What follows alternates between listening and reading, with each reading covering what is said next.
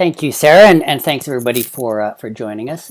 So, just a quick bit of background, so you know who I am and how I've become a fatigue specialist. I've been doing this work for close to 30 years now, about 27, depending on where I, put the starting point.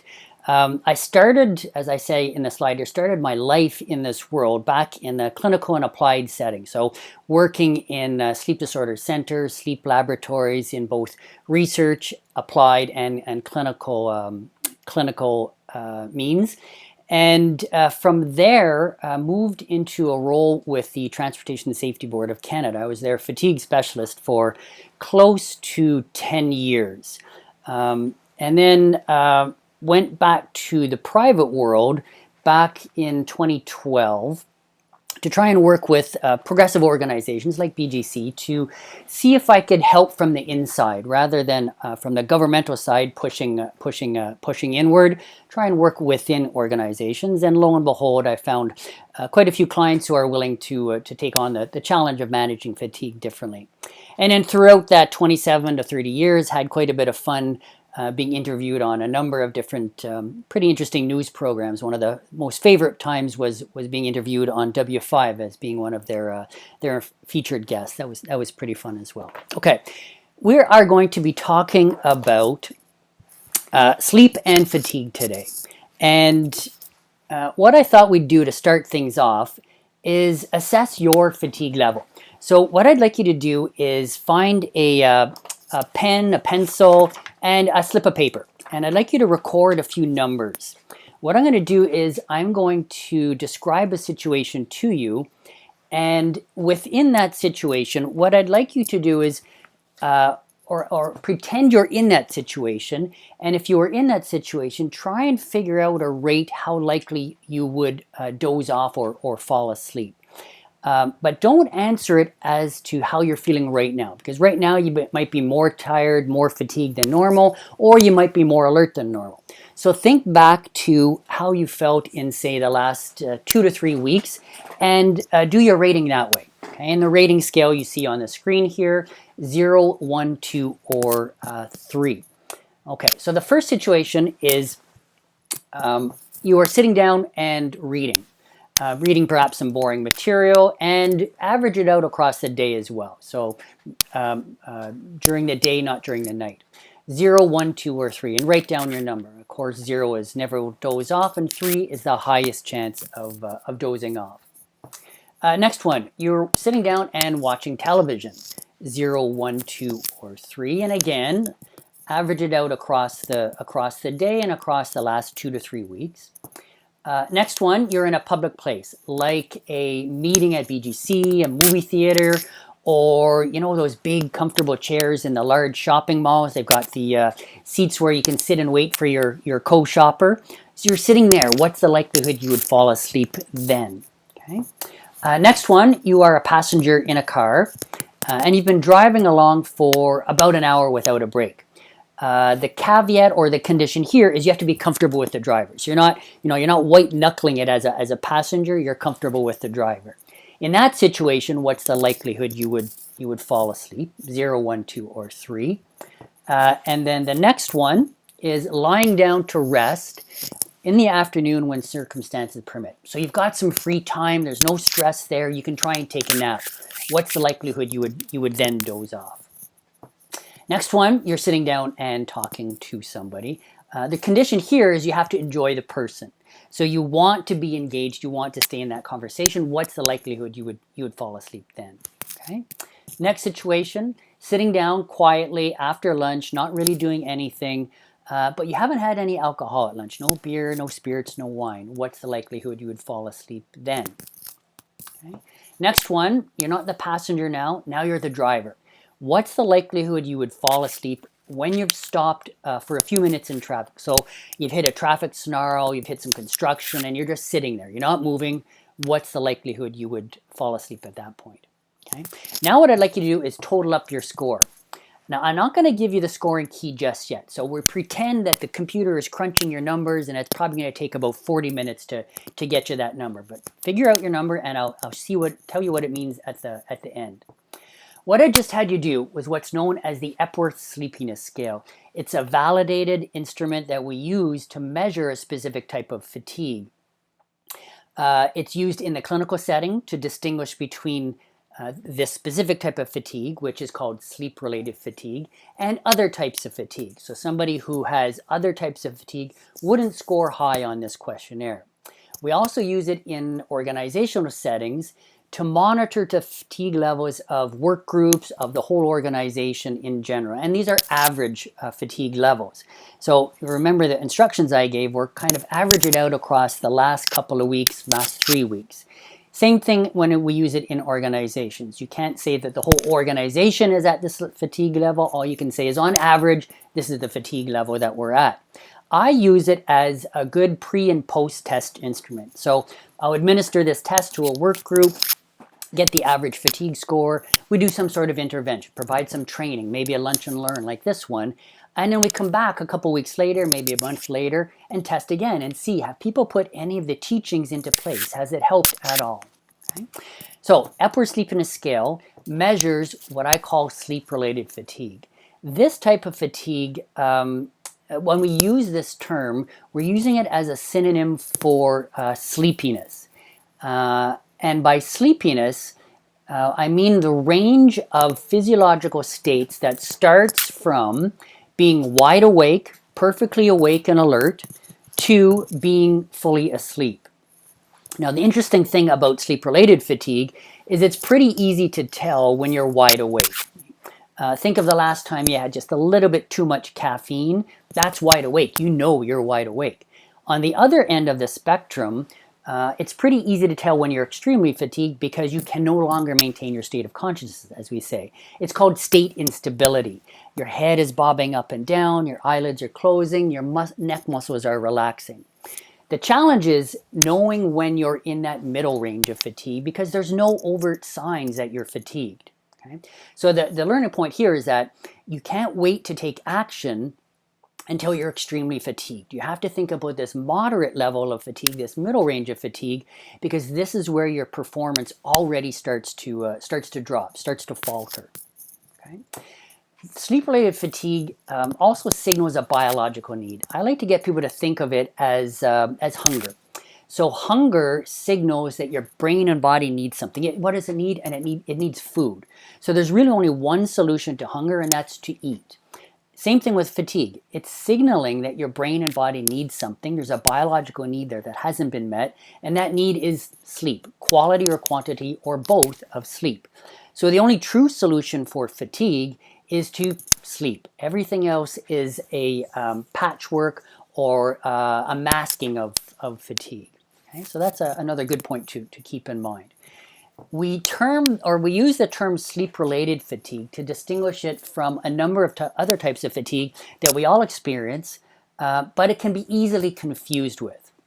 So I can't see anybody, so I don't know if you're going to do this or not, but try it out. What I want you to do is raise your arm way up and start opening and closing the palm of your hand, your fist. Okay. Now keep doing that for 3, 4, 5 hours, maybe longer, and think about what's the first thing that's going to happen. Probably your arm is going to become tired, and it's going to become harder and harder to keep it up, or your wrist will become tired. Okay? People will describe that state as being fatigued. Although, if you did the Epworth Sleepiness Scale on them, they probably wouldn't rate higher on the Epworth Sleepiness Scale after doing this behavior. Okay? The other type of fatigue that it gets often confused with is what we call mental or cognitive fatigue. I believe in your Lunch and Learn last week with the discussion on burnout, there was probably some hints at at mental fatigue's contribution to being burned out. Mental fatigue is usually the state that you find yourself in after using your brain power too much for either a long period of time or really strongly or a strong level of exertion for a short period of time, like cramming for an exam. People will often describe that state as being fatigued as well. But again, you're not going to fall asleep more quickly if you're mentally fatigued. The other type of fatigue that often gets influences burnout is what we call lethargic fatigue, and it's usually a symptom of burnout. And lethargic fatigue is usually the feeling you get when you're getting sick, or you're already sick, or you're experiencing some sort of mental health issue like burnout, like depression, like extreme anxiety or stress sometimes, where you really don't feel like doing anything. And people often describe themselves as being fatigued that way. Back in the clinical settings, this is one that often got confused with sleep-related fatigue. Now, it's really important to understand the different types of fatigue because each one has a different solution. So lethargic fatigue, you have to figure out what's causing it. If it's anxiety, depression, you address those components. If it's burnout, you address those components. If it's mental fatigue, you take time away from the task that is mentally fatiguing. If you're physically fatigued from doing this, well, stop doing that. Okay? You don't necessarily need sleep, although of course it's going to help, because when you're sleeping, you're not doing the activities that make you mentally and physically fatigued, and sleep is always great for mental health issues as well. But it's not the only solution, right? You have to look at other solutions for these other types of fatigue. So really, really important to understand the type of fatigue you're experiencing so you can apply the correct solution to it. All of the types of fatigue can result in usually some sort of negative outcome. And when we're talking about safety, there is a tight link between all of these types of fatigue and an impairment to some human ability that then can lead to some sort of accident, incident, or safety concern. But there's always that impairment in the middle, that moderating or mediating variable in the middle that results in the safety significant action that can lead to the safety incident or accident. Okay. Again, different types of fatigue, different types of solutions. When we're talking about sleep-related fatigue, one of the sets of really common outcomes is decreases in performance in these areas. So we typically see some reliable decreases in problem-solving, decision-making, memory, attention, or your ability to pay attention or stay focused on the task. And in the fatigue and sleep science world, we refer to this as vigilance, your ability to maintain vigilance. And then reaction time. So your reaction time starts to slow down. Reaction time always makes sense to me because think about when you are really fatigued and how your thought processes slow down, how when you're really, really fatigued, you may actually start slurring your speech, or your body becomes slowed down too. That's because your brain has actually slowed down. So it makes sense that reaction time can be a pretty common outcome from sleep-related fatigue. The last two, attention, vigilance, and reaction time, are probably the two most commonly researched outcomes from fatigue.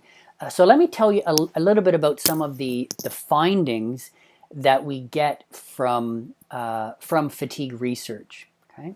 And before we do that, before I tell you about the findings, let me give you a good example of probably one of the most fun types of research to be a participant in when it comes to fatigue, especially if you are an undergraduate. Now, back in my day, as a psychology student, you had no choice. You had to participate in the older students' experiments. Nowadays, it's deemed unethical, so now you have the choice to participate. But that's pretty good because people can then choose to participate in some of the more interesting experiments, like the ones on fatigue. The ones on fatigue, if you're lucky enough, you get chosen as one of the groups that doesn't have to experience uncomfortable fatigue. What they do is they take people and they fatigue them through a couple of different means.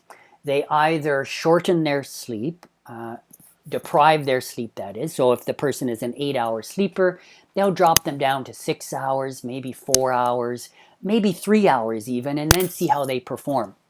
Those are the unlucky groups because it's not comfortable to be fatigued. The other unlucky group is a group where they keep them awake for long periods of time. So remember the last time you pulled an all-nighter, and again, how uncomfortable that felt. Those are the unlucky students that get to, or student groups that participate in the fatigue research. The really lucky groups are the ones that get to sit and drink all day long. So what they do is they sit the person down and they give them a controlled amount of alcohol. The only unlucky or uncomfortable part is they're taking your blood at the same time. So they're monitoring your blood alcohol concentrations and then comparing your performance on a variety of tasks, things like gambling, things like aviation simulators, things like puzzle solving, and they see how you perform compared to the sleep-deprived person. And that's how we can learn things like when you deprive a person of as little as 2 hours of sleep, they can perform some tasks similar to having a blood alcohol concentration of 0.045%. At this level, the reliable findings are usually in, as I mentioned earlier, tests or experimentation involving reaction time or your ability to pay attention. So sometimes they'll have you seated in a room and you'll have to watch a whole bunch of activities. And then somebody will run across the front of that room in a crazy costume. And you'll have to recall all of the components of the costume that person was wearing. That's your ability to pay attention. Okay? And then you'll compare you, if you're sleep deprived, to the person who's had some alcohol and see how you perform. And that's how they get those comparisons. If you move all the way up then to missing about 10 hours of sleep, and when I say 10 hours, what they do is, most people don't sleep for 10 hours, so they deprive the person of 10 hours of sleep across a number of nights. So deprive them of, say, 3 1/3 hours of sleep for 3 nights and then see how they perform. Here's where you see reaction time jumping all the way up to being 140% longer than you would if you didn't have that level of sleep deprivation.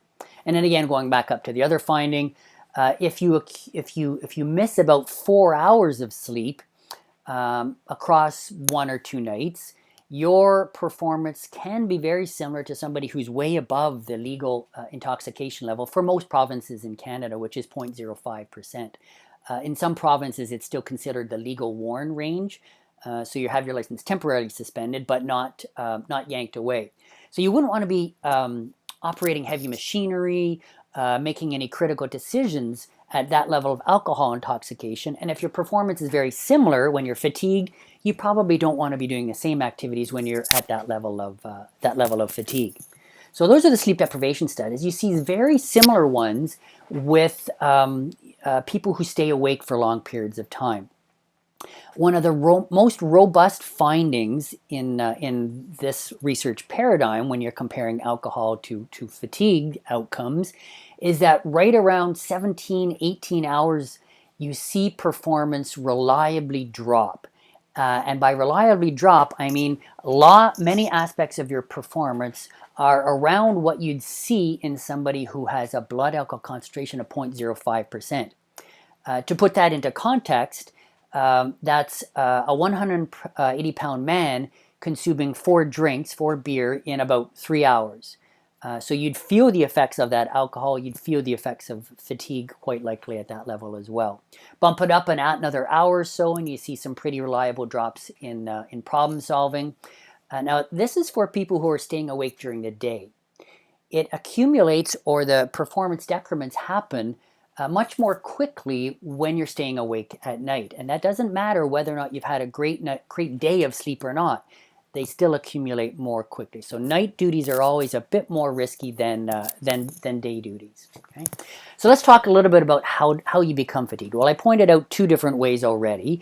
Don't get the right amount of sleep you get, or stay up for a long period of time. And I believe the readings that hopefully everybody got links to talked about those 2 fatigue risk factors.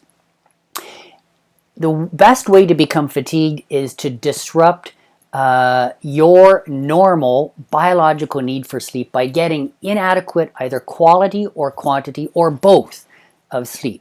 So what is this good quality, good quantity, or as we often refer to it, what does textbook sleep look like? What should we all be trying to aim for? And it kind of looks like this. It occurs at night, so we're biologically programmed to sleep at night, not during the day. So automatically sleeping during the day is not as good qualitatively, and typically people sleeping during the day can't sleep as long as they could sleep at night. It's monophasic in that it occurs normally in one nice long consolidated period, and it's not interrupted by what we call arousals. I'll explain arousals in a little bit, or awakenings. Okay? An awakening is when you awaken fully, and you are usually able to understand or know that, oh wow, I'm awake here, okay, or awake again. So it's monophasic. It's controlled by biology and influenced by the environment. That is, poor quality environments can disrupt the quality or quantity of your sleep. A good sleep environment is dark, cool, and quiet. By cool, well, that's subjective, but generally not much warmer than 22 degrees Celsius. Dark as possible, and quiet as possible. It's also an active process. So if you look at what's going on in people's brain waves, you see that they don't flatline. There are changes in brain waves that help us understand what stages of sleep you're going through. There's also changes in the various neurotransmitters, the electrical activity, chemical activity, and the different structures of the brain react and work differently in sleep as well. So sleep is an active process, and we need it to maintain good, healthy lives. The range of sleep, of normal, textbook normal sleep, is somewhere between 6 and 9 hours. So you often hear of this, we all need 8 hours of sleep. Well, that's not entirely true. You have to figure out what your biological set point is, what your optimal sleep is, and it's normally somewhere between 6 and 9 hours. If you are sleeping quite regularly, less than 6 hours or more than 9 hours, there's a good chance that something might be going on there, and you might want to have it looked at. We all have heard of some people who sleep as little as 2 or 3 hours. Most of those people, there's something else going on. I know that one of our most favorite characters in the news for the last few years is Donald Trump, and he often says he only sleeps 2 or 3 hours. Well, he also drinks about 16 doses of caffeine per day, 16 Coca-Colas per day. So that's a lot of caffeine. Something else is going on here. And if you look at his performance, is there any problem-solving issues there? Are there any reaction time issues? I would argue that he probably needs a bit more sleep as well. However, there is a genotype that can do quite well on much less sleep than 6 hours. They're usually around 2 to 3 hours of sleep, but it's pretty rare. Maybe 1% of the population has that genotype. So most of us need between 6 and 9 hours of sleep. Now, it's not just you fall asleep and you wake up. You have to transition through a number of different sleep stages, and they are referred to as stages 1, 2, 3, and REM sleep. And they're distributed, as you see here on the slide, mostly stage 2, followed by REM, followed by stage 3, which is the deepest stage of sleep, and then stage 1, which doesn't feel like sleep at all, but it's called stage 1 sleep anyway, because their brainwave patterns are significantly different from being awake. It normally occurs around the same time every day. It helps you feel good within about 2 hours of waking up. So there's very few of us that can wake up and feel great. If you do, chances are you're what we call a morning lark. Most of us experience something called sleep inertia, this groggy feeling as our brains and bodies wake up again. Okay? But look at how you feel within about 2 hours. So disrupting the quality or quantity of your sleep, not getting textbook normal sleep or your optimal sleep pattern, whatever your biological needs are. If you don't meet those needs, you can become fatigued. There's a couple of different ways of approaching the fatigue problem, and both of these approaches need to work in concert. They need to work together. The first approach is organizational, and that means things like looking at shift schedules, looking at introducing policies, procedures, that allow people to get the right amount of sleep, right quality of sleep, and be able to fight fatigue that you might be experiencing while on duty. one of the approaches that aviation uses that might not be practical in all instances is what we call controlled rest. So allowing people to nap on the job. You can't just nap on the job. It has to be there has to be a policy and a procedure wrapped around it so it's done safely, so that the sleep inertia when you wake up from your nap doesn't pose other safety risks. So that's considered an organizational strategy, and that's what I mean. The organization has to develop these strategies in concert with the working staff. Okay, there are also what we call personal strategies. These are the strategies that you more or less have control over. You can take control of these strategies and implement them in most cases, even without an organizational policy around it. So they're the ones that you have more control over. Okay. At the personal level, there's two different ways of dealing with the fatigue. The first way is to what we call prevent fatigue. So these are using fatigue prevention strategies. So these are the activities that you can take on before duty to ensure that you arrive for duty fit and well rested, as they say, or even in your personal life to ensure that you have a great day. We're all thinking, well, maybe not everybody at BGC, because this is, of course, a busy field season or field time. But these are things that you can think of before you take that long drive on your family vacation. Okay, so how do you ensure that you are not fatigued throughout the day? You stay safe, stay healthy until you're ready to sleep again. Now, we do all have busy lives. Many of you work around the clock hours. So try as hard as you can to prevent fatigue. There is going to be instances, or are going to be instances, where you're going to be fatigued during duty, or in your personal life, fatigued when you don't want to be. So you need what we call counter strategies or countermeasures to counteract fatigue you might already be experiencing and control or remove some of those performance impairments you might already be experiencing. Now, remember, I said that it's really difficult to understand when you are fatigued in that middle zone of the spectrum, the moderate or medium levels of fatigue, because there's no overt signs. So you can't watch for the head nods and the neck relaxing. If you all read the bulletin that was circulated, I guess last week, there were some indications in there of the performance impairments you might want to watch for. Things like reduction in your ability to problem solve, slowed reaction time, short-term memory issues. Generally, our long-term memories are intact. It can take longer to retrieve those memories because when you're fatigued, your reaction time and your brain has slowed down. But it's usually the short-term, or what we call working memory. So if you notice yourself trying to hold some information in your mind and being unable to, or maybe trying to do some calculations in your mind and you can't, there's a good chance that could be related to fatigue. And then is the time to invoke some sort of countermeasure, to take on a countermeasure strategy, because you're probably already a little bit fatigued and you want to prevent yourself from becoming more fatigued. So use a strategy to essentially fight the fatigue.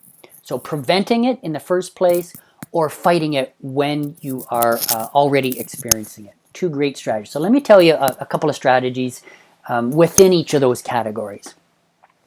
The first one in the prevention of sleep is to think about where you position sleep in your life's priorities. Are you getting it after everything else is done? Are you pretty conscious about trying to get as much sleep as you possibly can? Try and hit your 7 to 8 hour mark every single night. Can people interrupt your sleep? If you think about trying to take a nap at home in preparation, say for a night duty or out in the field, are people allowed to interrupt you? Or do you hang a sign on your door? Or is it known that you don't wake this person up if they're fatigued? Now, it does mean that oftentimes some hard decisions have to be made. I do a lot of work with the railway side of things, and they work some pretty erratic schedules sometimes. And what they often talk about is when they prioritize sleep, they have to not necessarily give up family outings, family occasions, but reposition them, time them differently. So maybe you can't celebrate your child's birthday on that particular day or that evening. You do it in the morning, you do it in the afternoon, or you do it on another day. It's not easy, but as I said, you have to think about where you position sleep in your life's priorities and take on some of those very difficult decisions. When you've taken on those decisions, the next step is usually to think about optimizing your sleep. By optimizing your sleep, I mean trying to find ways to get the best possible quality and quantity of sleep you can from whatever sleep you're able to get. Whatever time of day, whatever time of night you're getting it, think about ways of optimizing it. One really great way of optimizing it is to reduce the influence of stress before sleep and during sleep. Now notice I said reduce the influence. I didn't say get rid of all stress, because that in most of our lives is impossible. Yes, of course, we should all be taking on stress management, watching our stress levels and doing what we can to keep it pretty low. So we don't want to ever be under chronic stress levels. And there's a relationship between chronic stress and even low levels of chronic stress and burnout. So the approach is to acknowledge that there's stress there, but allow it to occur, if you have to, during your waking hours and not near sleep time. So one of the best ways of doing this is to think about a pre-sleep ritual. And the reason you want to do these sleep or these stress controlling or control the influence of stress is because stress impacts or excites or arouses an area of or a part of your nervous system called the sympathetic nervous system.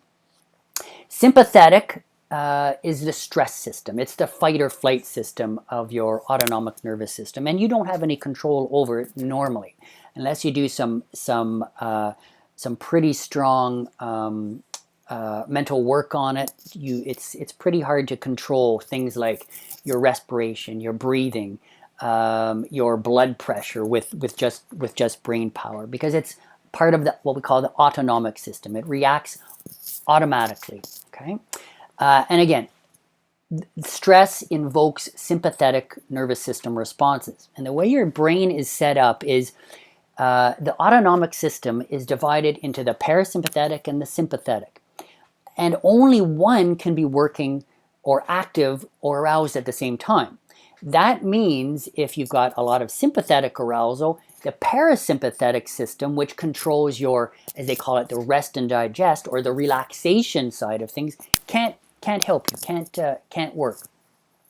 So what you really want to do is help your sympathetic system to calm down and allow your parasympathetic system to take over.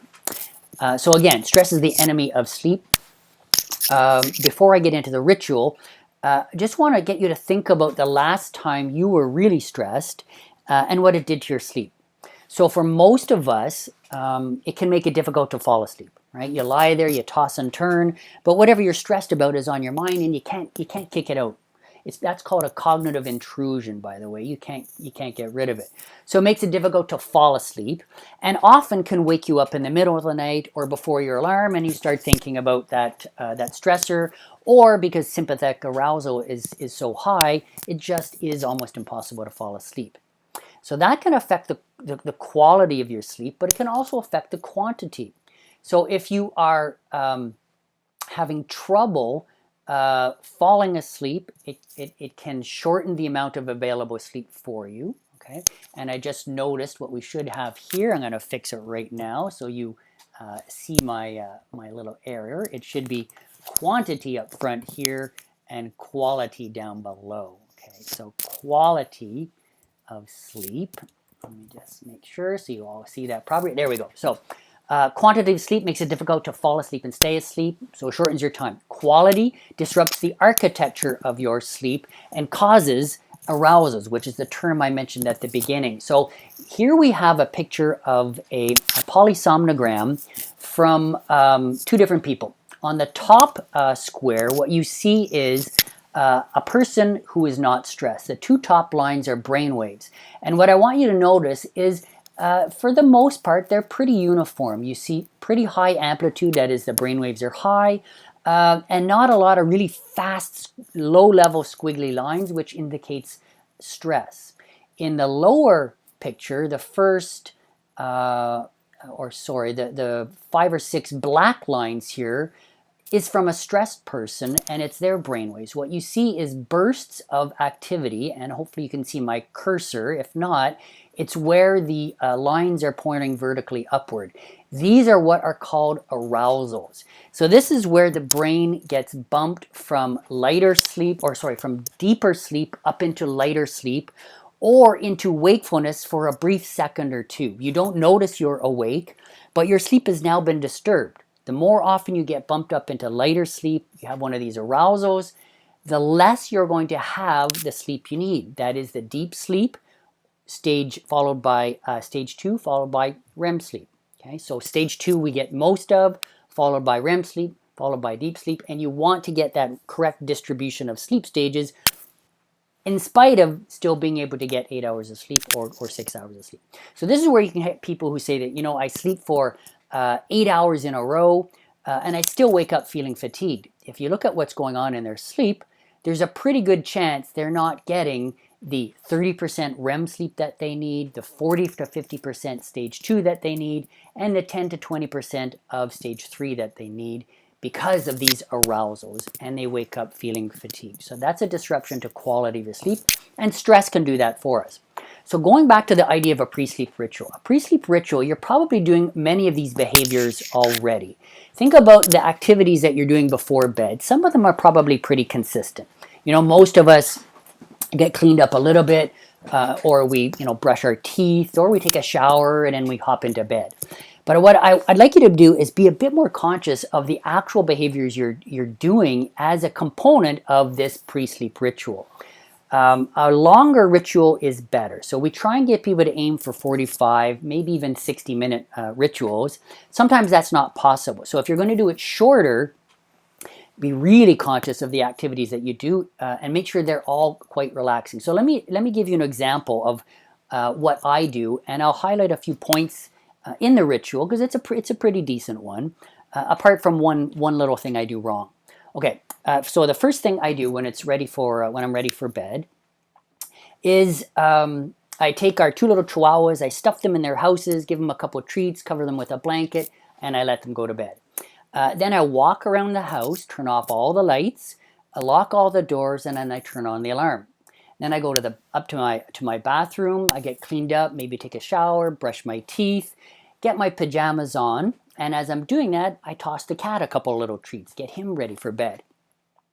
And then I head up to bed, and I will pull out a boring book, and I'll read, and when I feel the book sort of tap me on the head, turn out the lights, and that's it. But some nights, I'll watch television. Television is usually a no-no. All devices emit light that can excite your brain, can increase, again, sympathetic arousal, especially if there's a component of light in there that is in the blue range. That can make it really difficult to fall asleep. Light from our devices, our computers, our iPads, our phones, all of these things, televisions is all a really good idea to avoid these. Okay. My ritual takes a good 45 minutes, even though it only took a couple of minutes to explain it. And by the end of it, I'm asleep within a matter of minutes, almost guaranteed. Now, I can do almost every single component of that ritual, even when I'm traveling on business, apart from feeding the pets. And I do it. I do the exact same behaviors. Think of this when you're out in a field, and think about what are some of the exact same behaviors you can do at home and in the field. The problem with introducing different behaviors is there's another component, another area of the brain called the ascending reticular activation system, the ARAS. And one of the functions of the ARS is to notice things that are different. When it notices things that are different, it brings up sympathetic arousal a little bit, which makes it harder to fall asleep. So if you are doing a whole bunch of different activities as your pre-sleep ritual when you're in the field, your brain is going to recognize that as being different, and it's not going to work for you. So to help your brain think that it's still doing the same activities, think about things you can do. First of all, the behaviors that you can do that are almost the exact same. And think about some of the things you can introduce perhaps to your environment that are the exact same as at home. Two great things to introduce or to bring with you are your pillow. The texture, the feel, the smell of it all reminds your brain that this is the same as at home. Okay? Another thing to keep in mind are the sounds that you experience. So if you can learn to sleep with some noise canceling headphones perhaps, or a sound loop of relaxing sounds that just plays over and over again, and you can learn to fall asleep with that at home, bring that into the field and that will help as well. This is one of the last things that you should do in your ritual. That is some very relaxing behavior. Okay, so something really relaxing, reading some boring material, listening to some very soothing relaxation music. Okay? One thing to avoid in there or to think about is this to-do list. You never want to do your or revisit your to-do list during the pre-sleep ritual. That's a no-no. That to-do lists are stressful, and you don't want that. So if you're trying to fall asleep and all you can do is think about all of these never-ending tasks you have to get done, my suggestion is do what I call exhaustion therapy. Okay, so sometime before your ritual, your pre-sleep ritual, sit down and write out everything that's stressing. And there's something about writing it out in hard copy. So pen and paper, sit down, write it out, write out your to-do list, write out all the stressors. Now you don't have to think about them anymore because you're not going to forget them because they're now written down. So it's a good way to get your brain to put those stressors, the to-do list, the stressors aside, and not let it interfere with falling asleep. Okay, so exhaustion therapy, keep that in mind, and it can be sometimes quite helpful. So that's what you do as you're trying to fall asleep. Now, what happens when you can't stay asleep or you can't fall asleep? Then we use what's called stimulus control strategies, and these are very effective for when you wake up in the middle of the night or again when you're having a little trouble falling asleep. By the term stimulus control refers to the need to control the stimuli that are associated with wakefulness and sleep. So I'll give you an example. If you're lying in bed and you can't sleep, whether or not this is occurring in the middle of the night, in the morning, or as you're trying to fall asleep, you're now telling your brain that when you're in bed, the thing to do is to be awake. And then you add in a little frustration in there, and that solidifies that association. So the next time you lie down in bed, your brain says, oh, I'm supposed to be awake when I'm in this position, in this state, so wake up. Okay? So instead, what you do, you control that stimulus, that wakefulness, that stress, and you take it outside of the bed. The best thing to do, and this is often possible at home but not in the field, is to get out of your bedroom. Go and sit in a comfortable chair, return to the last relaxing activity of your ritual, and do it until you start to feel the signs of sleep. And by signs of sleep, I mean the overt signs again. Head nods, relaxation of your muscles, eyelids closing a bit more slowly. And then return to bed and try and fall asleep, or allow yourself to fall asleep. If you're not asleep within 10 minutes, get out of bed and do it again. Now, if you're in the field, it might be hard to find a different room to sit in, and especially a darkened room. So the best thing to do would be to sit beside your bunk or have a chair beside your bed and sit there and return to that relaxing activity. Remember, no lights, or keep it very, very dark when you are in that state. Okay? So that's stimulus control. You're controlling the stimuli. You're teaching your brain and body that the only thing you do in bed is sleep. Wakefulness is done outside of the bed. It's a strategy that works really well with even the worst cases of insomnia and can really benefit those of us who don't have insomnia but just a little bit of trouble either falling asleep or staying asleep. So try it out and see how it works for you. Okay? So that's dealing with the stress during sleep. And a little bit before, pre-sleep ritual helps you with your stress before sleep. Now, as I mentioned, you work in, or many of you work in 24/7 operations, and try as hard as you can. Maybe you don't sleep the best during the day, or you're not afforded enough time to sleep at night, or your sleep at night gets disturbed, and you find yourself Not performing as good as you want to. Okay? Remember, it's really hard to know when you're fatigued in that middle range. So you don't really watch. I mean, you have to watch for the overt signs of fatigue, because then you really have to take action, invoke some sort of countermeasure.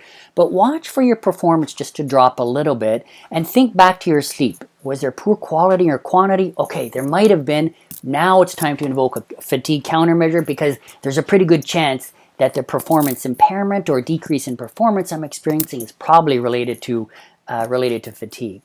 So use a countermeasure, a way of fighting fatigue and bringing your performance back up. The best fatigue countermeasures are ones that change biology, and change biology quickly. Remember, fatigue is a biological state. It's not just something in your head. So you can't fight it with willpower. Okay? You need something to change biology. One of the best ways to change biology is caffeine. Well, first of all, the very best way is to sleep. Remember, the best solution for fatigue is sleep, so give your brain and body what it wants. Sometimes you can't just stop work and get some sleep. So the next best thing, and the research supports that caffeine is the ultimate solution here, or countermeasure, above all else, is to use caffeine, because it changes your brain chemistry. It blocks a component or a neurochemical called adenosine, which signals fatigue. So you're not really getting rid of the fatigue, you're stopping the fatigue signal so you don't feel fatigued, and it also brings your performance back up. So your reaction time improves, your ability to pay attention improves when you take in some caffeine. So how much caffeine do you need? Well, the original Red Bull, so it was a can maybe about I don't know, 4.5 inches high, the smallest one. It only has 80 milligrams of caffeine.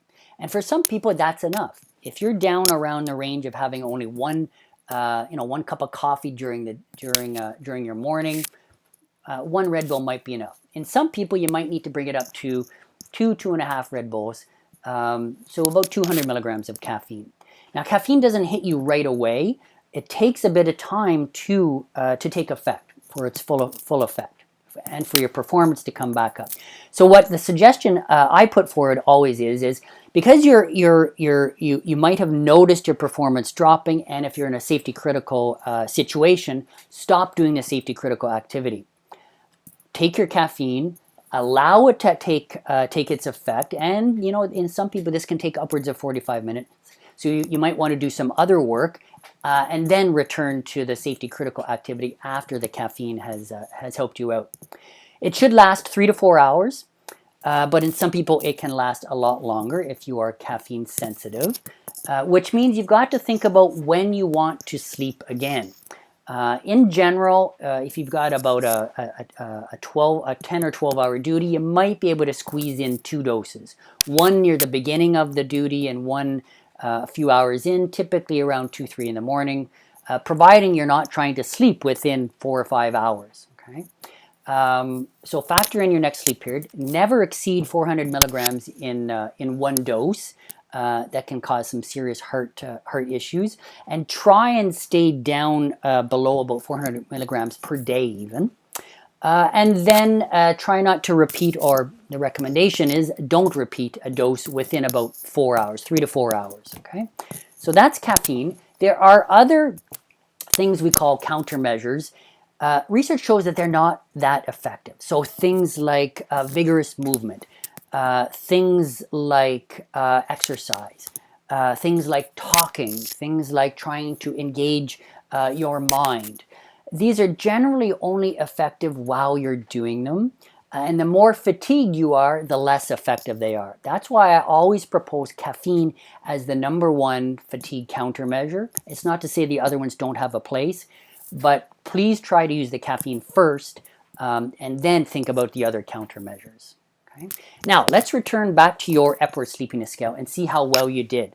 So total up your score and think just for a minute of where somebody like myself would like to see everybody at all times. Is it up around 10? Is it lower? Well, where we like to see people is in the range of 1 to 5 at all times, especially in safety critical situations. Now, that's not to say if you're not in 1 to 5, you're in serious trouble here. It just means you've got to look at the quality or quantity of your sleep, or look at how long you've been awake, okay? Or how long you're typically awake. Most people, however, in today's society are a little bit fatigued and are scoring in a neighborhood of 6 to 8.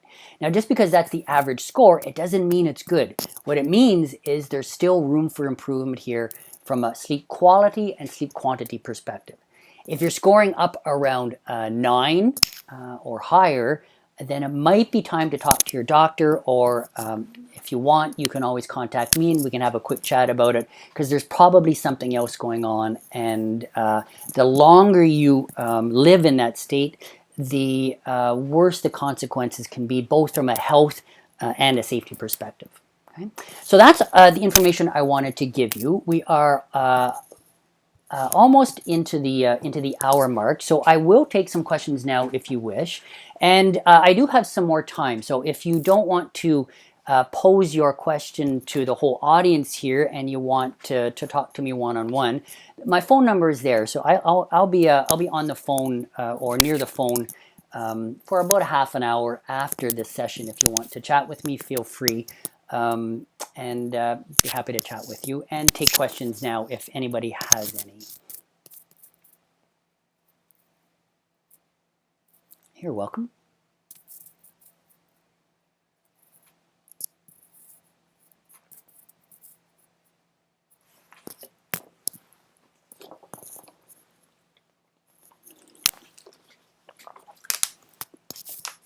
Yes, great. So remember I mentioned that the worst component of light is blue light. So the reason blue light is not good for sleep is because it suppresses a hormone in our brain called melatonin. We need melatonin in our brain because it signals sleep. Okay? It works with an area of the brain called the suprachiasmatic nucleus. That is our time giver or time keeper for our brain. When the brain SCN senses blue light, it suppresses melatonin. So it stops the production of melatonin in the brain. So you're actually telling the brain it's time to be awake. So what blue light filtering glasses do, and they're typically quite yellow, is they filter out the blue light. So you can still get a bit of light, but you're no longer suppressing melatonin. So if it's at night, your brain still thinks it's time to sleep. And they are very effective, providing you use them, and you use them, quite regularly. Now, the other thing to keep in mind too is that bright light, even with the blue component removed, still does have some alerting effects. Okay, so just because you've got your blue light glasses on doesn't mean you can sit in extremely bright light and still fall asleep. You won't. The brain still senses the brightness, and it makes it much more difficult to fall asleep. So you've got to dim the light, plus have your blue light glasses on. If you absolutely have to watch TV or check emails, remember I don't recommend it as part of your ritual, then throw your blue light filtering glasses on. Or some phones, I know I'm a Mac user and Apple user, have the night shift setting on them, and all of the companies, they keep their secrets held tightly. So I don't know if there's any actual proof that it does what it says they're doing, but the theory behind it is the night shift feature reduces the amount of blue light, so you can still use your device and not suppress melatonin as much. I'd still suggest throwing some blue light filtering glasses just as a good precaution. But great question, Sarah.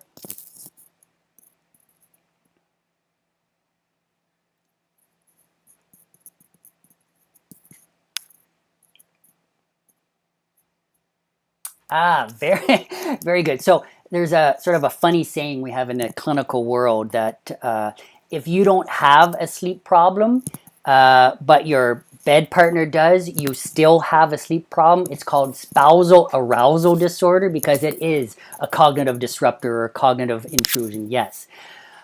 In general, snoring signals inefficient breathing. Right? So I'm sure many of you have heard of a sleep disorder called sleep apnea. That's a clinically recognized medical disorder. There are other sleep disorders where you don't, and sleep apnea means stoppage of breathing while you're asleep. You don't have to stop fully. Just breathing inefficiently, your brain can pick that inefficient breathing up, see it as a potential threat, and it can cause these arousals, these brainwave arousals that bump you into the lighter stage of sleep. And you might wake up feeling tired in spite of having 7, 8 hours, even 9 hours of sleep. Some people, the snoring wakes them up fully, in which case their quantity of the sleep is ruined as well. So snoring in general, you should probably have it looked at, even if you're not feeling the arousals or having awakenings. Or if you're just getting the shoulder nudges from your bed partner and you're getting bruises, probably a good time to have it looked at as well. But another great question, yeah.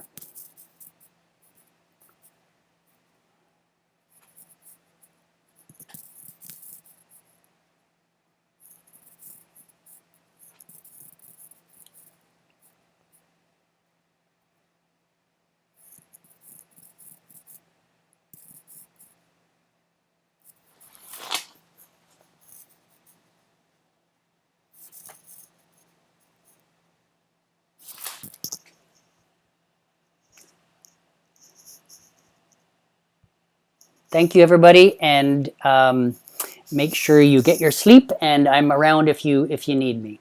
I did see one question in there, Catherine. Oh no, sorry, Roxanne. Did I miss our rating score from earlier? Yes, you did. Total up your score, and you want to be between 1 and 5. If you're 9 and up, give me a call because something might be going on there. Yep. Thanks, everybody.